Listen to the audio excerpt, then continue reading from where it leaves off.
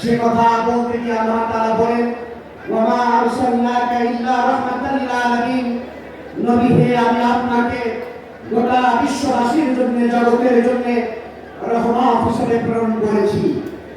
আর সে কারণে রাসূল করিম সাল্লাল্লাহু আলাইহি ওয়াসাল্লাম তিনি নবুয়তের আগেই সেই মক্কার জাহিলি সমাজ থেকে অন্যায় অনাচার পাপাচার দূর করে একটি শান্তিপূর্ণ সমাজ বিনির্মাণ করবার জন্য তিনি হিলফুল ফুজুল গঠন করেছিলেন।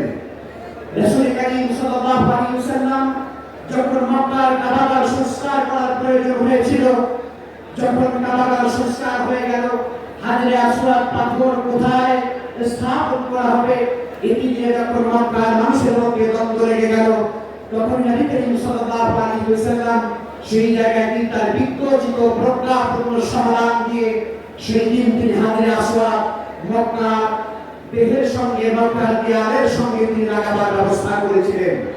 রাসূল করিম সাল্লাল্লাহু আলাইহি ওয়াসাল্লাম যখন নবুয়ত পেলেন, নবুয়ত পাওয়ার পরে তিনি মক্কা থেকে যাবতীয় অনাচার পাপাচার দূর করবার জন্য একের পর এক তিনি সিদ্ধান্ত গ্রহণ করেছেন।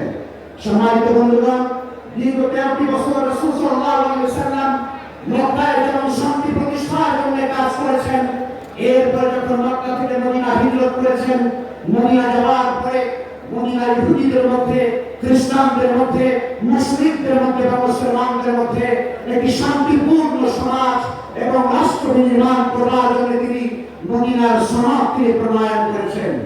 রাসূল করিম সাল্লাল্লাহু আলাইহি ওয়াসাল্লাম জীবনের শেষের দিকে এসে বিদায় হজের আগেই তিনি 6ষ্ঠ হিজরিতে মক্কার সেই কুরাইশদের সঙ্গে তার ঐতিহাসিক হুদায়বিয়ার সন্ধি তিনি স্থাপন করেছেন। শুধু তাই নয়, 8ম হিজরিতে রাসূল করিম সাল্লাল্লাহু আলাইহি ওয়াসাল্লাম মক্কা বিজয় করেছেন রক্তপাতহীন। তিনি মক্কার মানুষদেরকে ক্ষমা করার ঘোষণা করেছিলেন।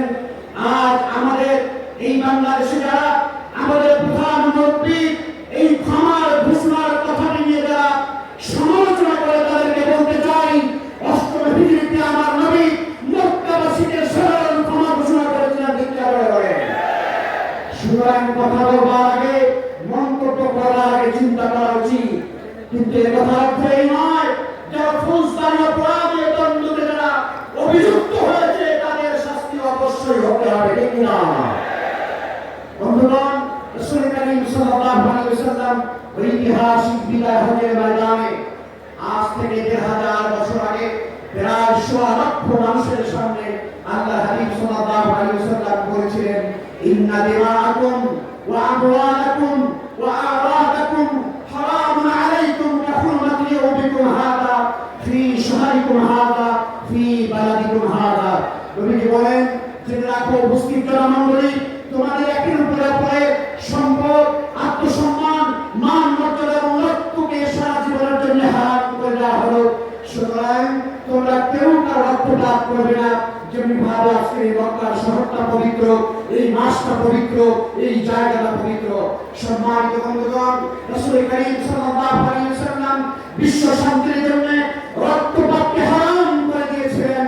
কিন্তু আমরা দেখতে পাই বিগত 16 বছরে এদেশের স্বৈরাচারী শাসক এদেশের লক্ষ মানুষকে হত্যা করে দিতে বলেন। বন্ধুগণ, এই রক্তপাত বাংলাদেশে আর চলতে দেওয়া হবে না, ঠিক না?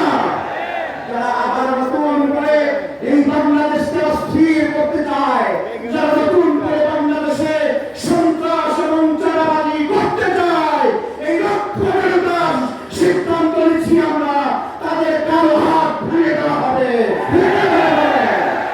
আমরা বাংলাদেশকে শান্তিপূর্ণ বাংলাদেশ হিসেবে আমরা করতে চাই। রাসূল করিম সাল্লাল্লাহু আলাইহি ওয়াসাল্লামের একটি কথা বলি আমি শেষ করছি। নবী সাল্লাল্লাহু আলাইহি ওয়াসাল্লাম বলেছেন, আমার উম্মতরা তোমরা ভয় পাবে না। লা ইয়াবকা আলা যহরিল আরদি বাইতুন মাদারিন ওয়ালা মাদারিন ইল্লা দাফারাহু আল্লাহু কালিমাতুল ইসলাম। এই পৃথিবীতে একটি ঘর বাকি থাকবে না, একটি বসতি ঘর বাকি থাকবে না, একটি মাটির ঘর বাকি থাকবে না, যেখানে আল্লাহ ইসলামের বাণী পৌঁছাবে